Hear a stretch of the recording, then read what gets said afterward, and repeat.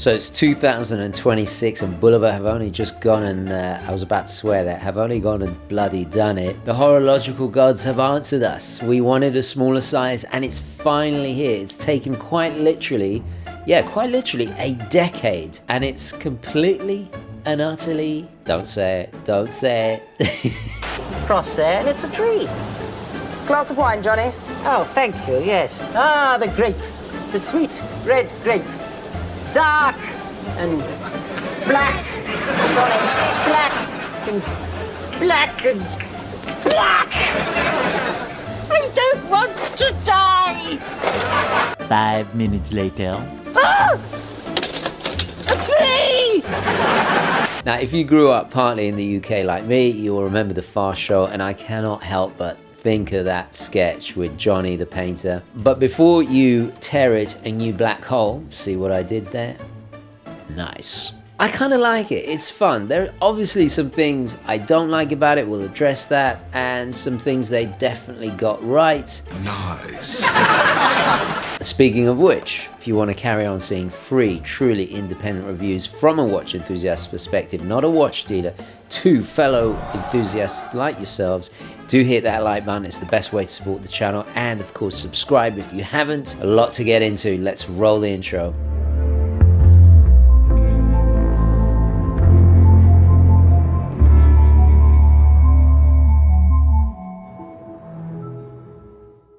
Okay, hi guys, and welcome to the show. Now, before I get into the history section to contextualize today's watch, I'll do a quick wristwatch check wearing the Tissot Janeiro 1930s inspired chronograph, and I've paired it with the Collareb. This is the ostrich strap from Holben's. I purchased it from Holben's quite a while back, but I love this combination. Absolutely pure class. Tutto fatto a mano. Still the best Lusso standard. Love it. Anyway, let's talk about this, shall we? Ignition sequence start. Engines on. 3, 2,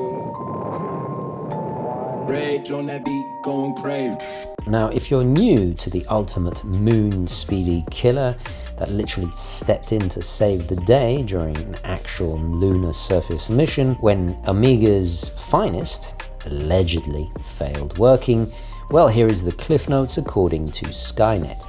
The Bulova Lunar Pilot is a historically significant chronograph worn by Apollo 15 Commander Dave Scott on the moon mission of August 2nd, 1971. Originally a prototype gifted to Scott, this privately owned watch, known for its 45mm 3-sundial design, recently sold at auction for more than $1.6 million.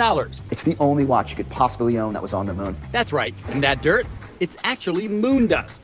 With Bulova's Actron timing tech being relied upon for navigational timing and synchronization across 46 space missions, as it was at the time the most accurate and advanced method of timekeeping, the brand was fundamental in making most of this space race possible for NASA.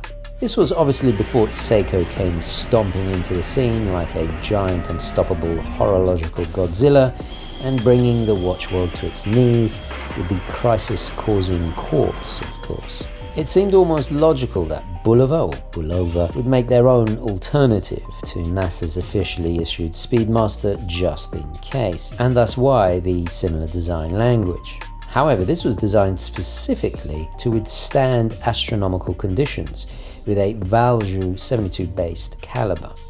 The story of Omega's failure, while on the most critical of missions, lay in congressional archives for decades, and with the Bulova being the only singular prototype, it was not seen again until it resurfaced for auction and hence fell into a sort of black hole of obscurity. In fact, the name of the brand was deliberately withheld to try and prohibit commercialization. So maybe it should have been called the Lunar Redacted Pilot. The first reissue was in 2016, so in order to honor this largely shadowy history, the Lunar Pilot Black Hole takes its name from the void. Where things and information go to be erased, I see the logic in naming this new generation. So firstly, let's address the big giant silhouette of an elephant in the room.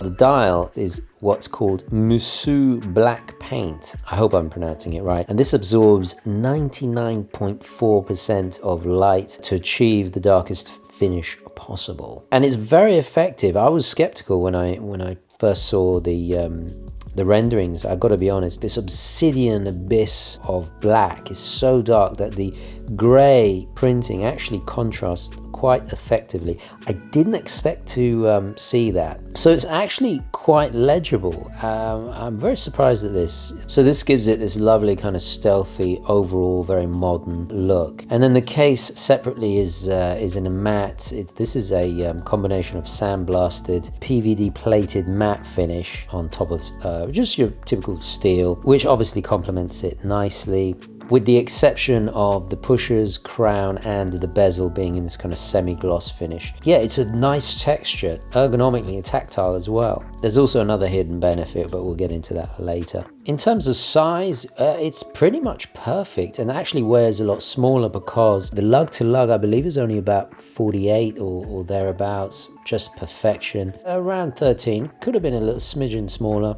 And then we get a 20mm lug width. In terms of how it wears, because of that lug to lug and this kind of, not quite a tonneau, but kind of barrel shape that's so distinctive and particular of the Lunar Pilot, it wears much smaller. It reminds me actually of my Willard. It looks big and chunky, but actually wears really, really well. And just to remind you, my wrist is about 6.5 inches. So for me, absolutely perfect. It's going to suit most wrists, I would imagine. As I reset the chronograph, if I engage it, we have the same super accurate precisionist movement as the previous 2018 refresh. This is the famed NP20. Yeah, sure, it's quartz, but you do get that very, very high frequency, lovely kind of spring drive-esque sweep to it. And as you can see, we get a 1/20th of a second timing capability there with that sub-register on the right, minutes on the left, and then the regular seconds at the bottom. It's practical, it's robust, it has a grab-and-go ease, and perhaps best of all, a accuracy that is literally not just speedy killer in value, but technically in pretty much every single way. 262 hertz, which is 8 times greater than your typical quartz, and of course an accuracy that is a few seconds a year, not just a not just a day or a month. Big fan of these precisionist movements, just fantastic. A lovely continuation of the Accutron legacy. Now, when it comes to orientation in darkness, it still works very effectively because thanks to that generous 12 o'clock marker, so you always know which way up it is. And a little Easter egg, we get the Bulova branding also loomed up. In terms of the case back, we get a really nice depiction of the Apollo 15 mission commander, all suited up. Molto figo, questo, molto figo indeed. The glass itself, I'm not sure on the back, but on the front, this is a flat sapphire with 5 layers of anti-reflective coating, so very, very effective. Interestingly, because of this new super dark coloration, the edge now kind of sticks out, juts out, because this is actually the lightest part of the watch now, so it kind of looks like it just sits on top. Now the bracelet I will return to in the negatives. Yeah, spoiler. Seems like this always happens. We don't get a screw down crown, but the water resistance is 100 meters, which I believe is more than the older version if I recall correctly. Yeah, outstanding for a chronograph, because typically it's less because of obviously we have more points of entry.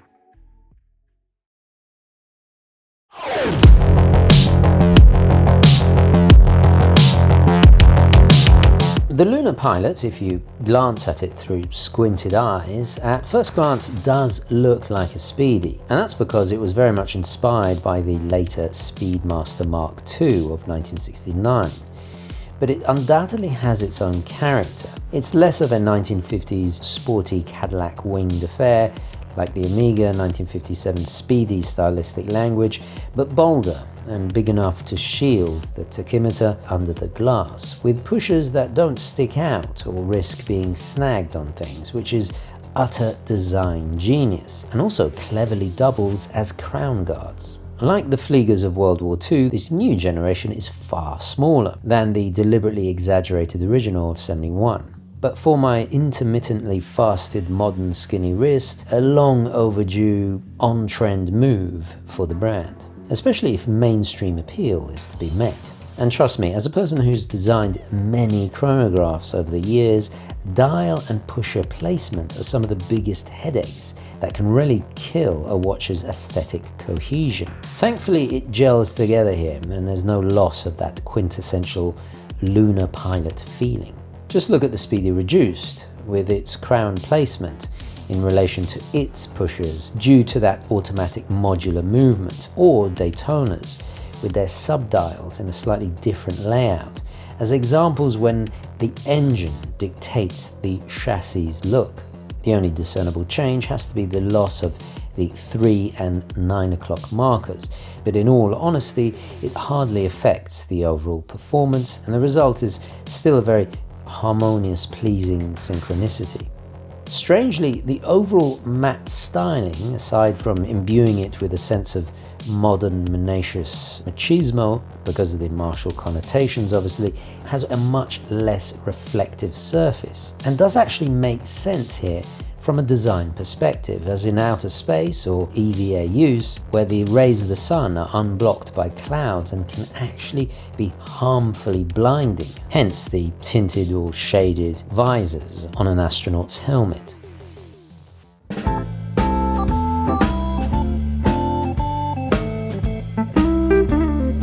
So what are the negatives? Well, first and foremost, this 3-link bracelet, it's rather clumsy, doesn't taper, attached by pins, which I think is very dated and perfunctory. A double push button deployant here. I don't understand why brands insist on putting these on bracelets. If you recall, I criticized the Squire Master a few years ago for doing this. They actually fixed that problem because of that review, so shout out to them. I love it when brands listen to the watch fans. I just don't like them on bracelets. I don't know why they insist on doing this. This style of clasp, it just doesn't work. There's no on-the-fly adjustment. I mean, come on, it's 2026. This could have been easily remedied. Now, considering this is an important release, they're offering it with a commemorative box with a whole bunch of goodies. In my opinion, missed opportunity. They could have put a really cool Velcro strap, a nod to the original, kind of like what Swatch offers with their Happy Meal, Moon swatches. It would have really elevated it, a bit more fun, and obviously in keeping with the history. And another big negative is, as you can see right now, if you're just looking at it, you can hardly see the tachymeter, but it's pretty much non-existent. It's done in a lot, oh, there you go, it kind of flashes up. I think it's done in a kind of silvery tone, only visible at certain angles when the light hits it right. When functionality is compromised for the sake of looking cool or just for the design, to me that's a sin. Now, the very last negative is if you pull it out to the first position, and I must be abundantly clear, this is a sample, so I'm not 100% sure if the final one will do away with this, but there is a ghost position. Not only can you hear the day wheel rotating, there's a kind of click to it, it's a ghost position on the crown as well. So, I mean, not the end of the world, but still paying this much, you want these kind of little nuances taken care of. That first stage will land in the ocean about 303 miles downrange, 47.9 altitude. Undoubtedly, if history has taught us anything, it's that the distorted public perception of value, mainly due to the AliExpress level brands undercutting everything, will trigger the overly entitled watch enthusiasts and their 40-year-old virgin knickers to get all in a twist. I'm sure there will be the predictable derision and hissy fits in online commentary over the price mainly. Personally, I loathe talking about value, as it is the lowest form of watch conversation, certainly the least classy. But when there are so many negatives to positives, I do sympathize and I understand, especially considering it costs twice as much as the standard version, which, let's be honest, is actually far more faithful to the original. As always, it comes down to the buyer to determine the true value. And if you deem it worth it, or you want it that much, because love it or loathe it, nobody can deny you are owning a piece of history being made here. So is it worth the price of admission? You tell me what you think in the comments. About the value, should mention, just to be fair, it is proprietary made. I've put it on a black G10 strap with the PVD matching hardware. I don't know where I got this, but it's kind of come alive. It's certainly much better. They should have included this with the box set, in my opinion. And I'm sure the pitchforks and torches will be out, demanding just a regular version of this, but in this new size. And not a limited edition to 6,000 pieces. In fact, if I was a betting type of a chap, I would put money on it happening eventually. In fact, I think it's inevitable. Now, when looking at this, I can't help but wonder what I would have done if this was a Gentry Labs project. A whole myriad of things I would have done. But of course, this is not my project, so I'm going to keep most of it to myself. I'll give one suggestion away. I would have loved to see this actually titanium based to make it super light. We've had the red dial, we've had the blue dial, we've had the meteorite dial, we've had a few others. I think there was a two-tone in there somewhere as well. You know, there's a lot you can do with the dial in particular. Let's face it, the style of the original is very 70s. My mind immediately goes to those really cool Speedmasters, yacht racing chronos of Tag Heuer, you know, like segmenting the sub-dials. Having said all that, I don't doubt this is gonna sell out. It is a new chapter for the Lunar Pilot, it's history in the making, and it's got enough of a fan base for it to really sell well, and I'm sure it will.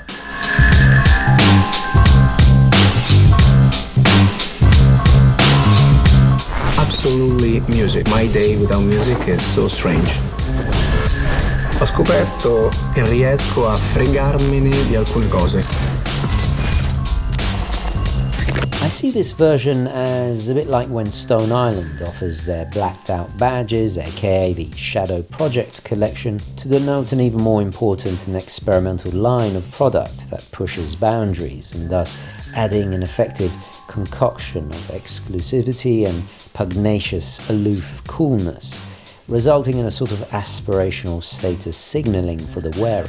Maybe the same subtext is to be interpreted here as well. At least it hasn't been flogged to death like the cheapened horse meat that is the endless speedy limited editions. The Lunar Pilot is an equally great platform to build upon, and it's exciting to consider the possibilities. Something that any brand would kill for to have in their lineup. So is this just marketing shrewdness to grab cash, or a genuine attempt to commemorate an important occasion with intelligent imagistic design? But whatever the opinion, I cannot deny it is a fun watch, and at the end of the day, maybe that is what it really is all about. So in conclusion, certainly not a giant leap for mankind, but definitely a step in the right direction. The jokes, they just write themselves, don't they? Alright guys, I'm going to leave it there. Let me know what you think down in the comments. Don't forget to like this video, and I'll catch you in the next one. Onwards and upwards. Thank you for watching. Ciao. They wait for me in the forest. Johnny, What's for breakfast, Mother? Maggots on toast? I think we better go home now, dear.